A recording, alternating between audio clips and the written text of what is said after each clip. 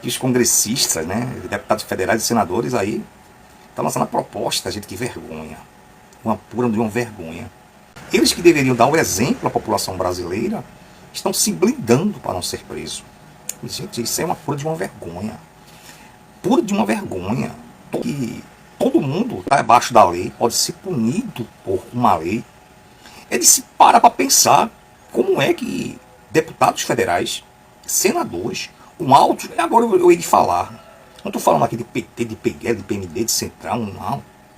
Estou falando do certo e do errado. Eu não estou acima da razão, não. Eu não estou vergonha isso do Congresso Nacional que está acontecendo. Qualquer contorcionismo retórico nesse momento não vai colar. A Câmara dos Deputados está a um passo de tomar um conjunto de decisões que vai enfraquecer, não é o Supremo Tribunal Federal não, porque eles botam muito o Supremo Tribunal na conta, mas ele enfraquece a sociedade como um todo. Já é uma instituição super fechada, pouco transparente, em que não se vê a operação do lobby, a gente não tem acesso às agendas dos parlamentares, a gente não tem acesso a absolutamente nada, nem às emendas, nem a detalhes de emendas com o nosso dinheiro, nós não sabemos. Está lá o ministro Flávio Dino do Supremo mandando abrir plano de trabalho, obrigando que se entregue plano de trabalho para 900 emendas que somam 700 milhões de reais, e algum parlamentar acha que vai convencer alguém da sociedade brasileira que o caminho deles é no sentido da transparência? Não é no sentido da transparência. Se fosse, não se colocava em pauta um conjunto, um pacote de maldades como esse. Mas é mais do que um pacote de maldades. Dá para a gente achar diversos adjetivos diferentes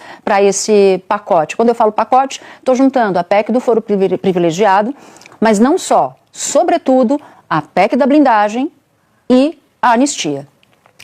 Vai vindo numa escadinha. E aí se junta a fisiologia que reina em parte do Congresso com o golpismo que reina em outra parte do Congresso. Então está tudo certo solapar a democracia brasileira. O parlamentar que está lá nos Estados Unidos tramando contra a democracia, mas não só contra a democracia, contra a economia brasileira, não se fala em avaliação da situação dele no Conselho de Ética, por exemplo.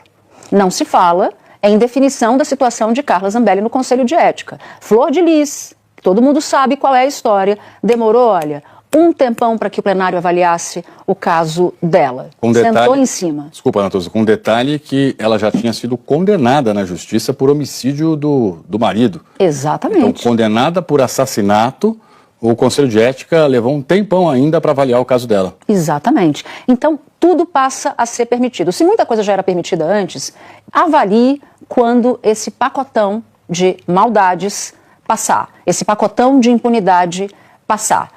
Daria até para discutir da maneira correta. Vamos discutir então o foro privilegiado? Tá certo.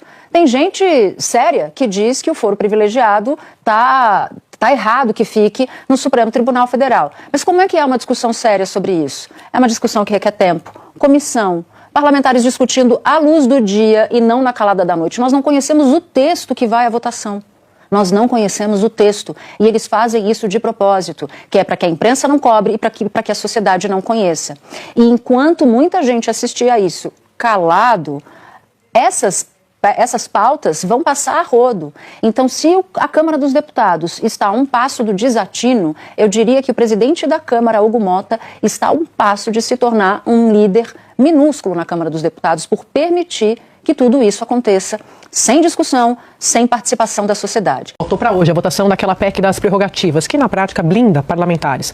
E também o texto que propõe a mudança do foro privilegiado. É isso, é um pacotão da blindagem, mas tem diferença entre essas duas propostas. Inclusive, uma deve passar e a outra, a expectativa é que seja rejeitada. A gente lembra também, essa votação acontece em um momento em que há várias investigações no Supremo Tribunal Federal em relação às emendas parlamentares. No último sábado, inclusive, o ministro Flávio Dino determinou a abertura de vários inquéritos em relação às emendas parlamentares. Eu falava, o parlamentar disse finalmente a gente vai votar isso, porque já houve outras tentativas em 2021, logo depois da prisão de Daniel Silveira. Arthur Lira tentou votar essa mesma proposta lá no plenário, houve uma repercussão muito negativa na época, ela foi apelidada de PEC da impunidade parlamentar, acabou sendo tirada de pauta, mas ela sempre ficou rondando aqui o Congresso Nacional. Inclusive o Hugo Mota levou isso na sua campanha para a presidência da Câmara dos Deputados. Ele disse que iria discutir sim as prerrogativas parlamentares. Nesse momento, a gente não tem ainda qual que vai ser o relatório votado. É o deputado Lafayette de Andrada, ele está preparando esse texto e ele deve conversar com os líderes partidários